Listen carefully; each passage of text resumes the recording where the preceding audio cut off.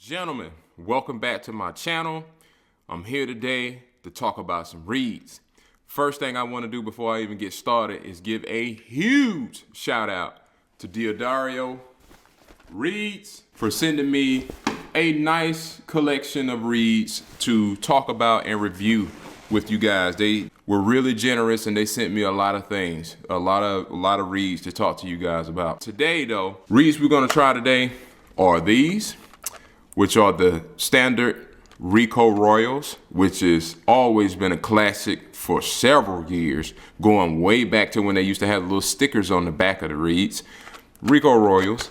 Next set of reads we're gonna try the reserves. And I should be saying Diodario Royals and Diodario Reserves because as we know, Diodario has owned Rico for a long time now. At least I wanna say since 2004 maybe. We're gonna talk about these two reads. And we're going to talk about how I like to break in reads because that is something that a lot of people do. I wouldn't say incorrectly, maybe not the best way.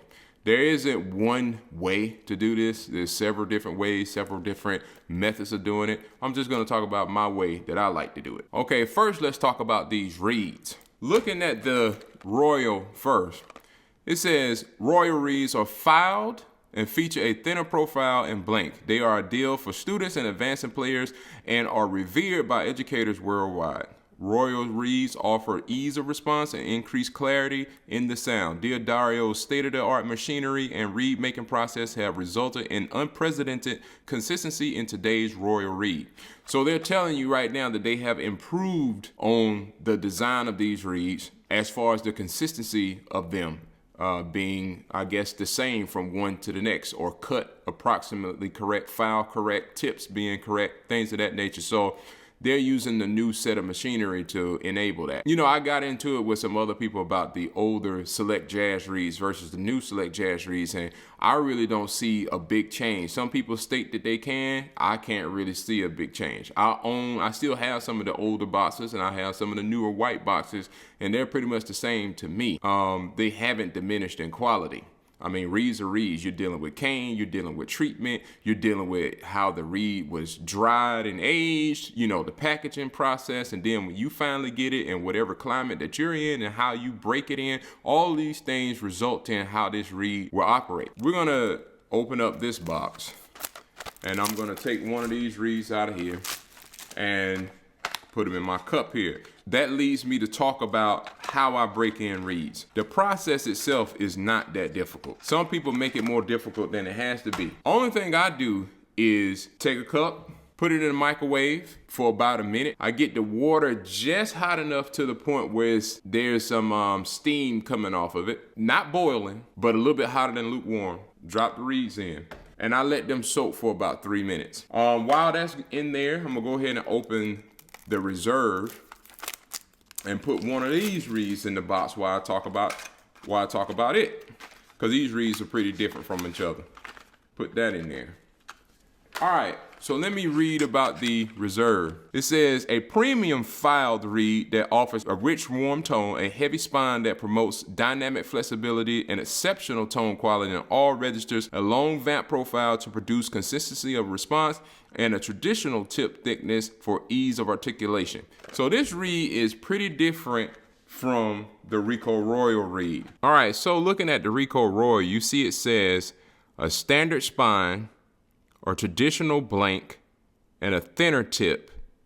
And below it, it says thinner vamp profile. Standard spine, traditional blank, thinner tip, thinner vamp profile. Looking at the Diodario Reserve, it says a heavy spine, a premium blank, a traditional tip, and a long vamp profile. Now they're both filed reads. Now we're gonna see how these things sound. Keep in mind, the first read I'm gonna play is a broken in Select Jazz read. This is something that is in its optimal playing condition. It's been broken in, it's well played, so it's gonna vibrate correctly. Then we're gonna try the new reads that I've been soaking and see how they differ from one another.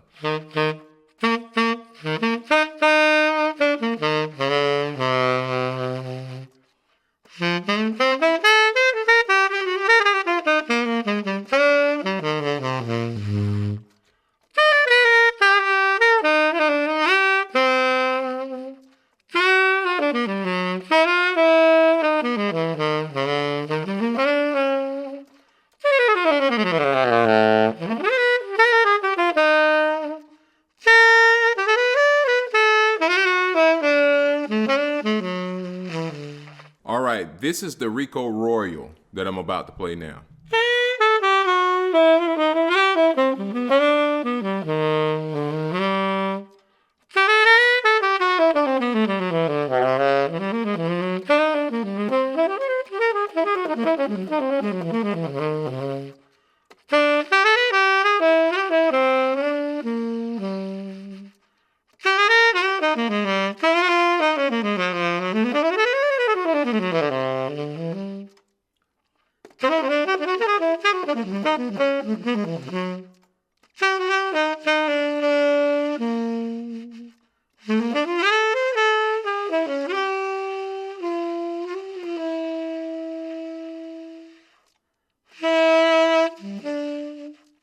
All right, the next reed I'm about to try is the Diodario Reserve reed.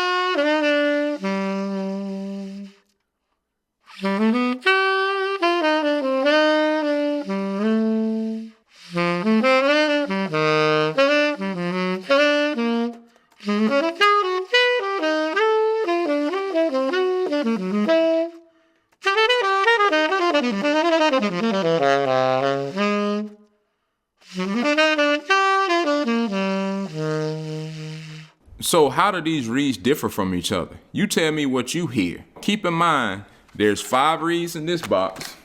There's 10 reeds in this box. I only tried 1 out of each. The other 4 can play way better than that 1. The other 9 can play way better than that 1. So those reeds actually differ from each other quite a bit, actually. And that's a combination of, it's hard to tell what these reeds are gonna be like right now, or what's really their skeletons in the closet right now. Normally this is true with the break-in process of brand new reeds. What I typically do is what I just did. That was an abbreviated version, what you see, but basically what I did was play on these reeds maybe 3 to 5 minutes straight, only in the middle of the horn, not in the extreme upper register, not in the extreme lower register. You know, I play for about 3 to 5 minutes and then I put those reeds away. And what I'll take and do is tomorrow I'll come back to these reeds and play them for about 5 to 10 minutes. Then the day after that, 10 to 15 minutes is what I'll do, all still within the middle of the horn. So it's an ease process. You're easing the reed into a break-in process. After maybe like the 3rd day of doing that, or the 4th day, then I'm playing them in regular, rotation, easing in the process, and then the reed should be broken in easily at that point. Some people, they prefer, I don't know why, I mean, everybody has their own thing, but they take a reed out of the box, put it in their mouth and put it on the mouthpiece and just go and just play on that reed for like an hour and put it away. And to me, in my experience from what I've done, if I was a reed, I'd be like, hey man, that ain't cool. If I was a reed, I'd be like, that's messed up what you just did to me. My process is what I've done that's worked for me. Diodario reeds, for the most part, tend to give me a darker, rounder sound. And I'm trying this on my Tone Edge mouthpiece. And that's the mouthpiece that I've been playing lately, is the Tone Edge. That's why I tried both of these on the Tone Edge. The Reserve reed seems to be very it's different in the essence of its attack, its release, and its presence. And they do say, a rich, warm tone, a heavy spine that promotes dynamic flexibility and exceptional tone quality in all registers. So I'm only playing it in the middle register right now, but it sounds very thick in the middle register, thick, and is very resistant. I can see why some people may use this in classical music, but I also can see a place for it in jazz, traditional jazz too as well. I'm wondering how this reed will change throughout the break-in process. Is it gonna get a little easier to play? Is it gonna get stronger? Because some reeds, they get even harder, they get stronger. Some, not necessarily thin out, but they get more flexible. So I'm wondering if this reed is going to get more flexible. On the contrary, the Rico Royal, or the Diodario Royal at this point, it is quicker to respond. And the reason for that is because of the thinner tip. This one has a thicker tip. This one has a thinner tip. This one has a longer vamp. This one has a shorter vamp. This one has a heavy spine. This one has a traditional spine. So already this is marketed and made towards being easier to play. This is marketed towards a stronger reed, but possibly can yield better results as far as tone quality, depending on your mouthpiece setup, your embouchure, things of that nature. So this can be a very professional, complicated reed. This reed right here is one of those reeds that play out the box kind of reed. This one more so feels like in the long run is going to pay off as being overall better quality, sonically, tonal quality, color quality than this box. So it depends. Even though these two things are true between these two boxes, it still depends on you, your sound, your mouthpiece setup.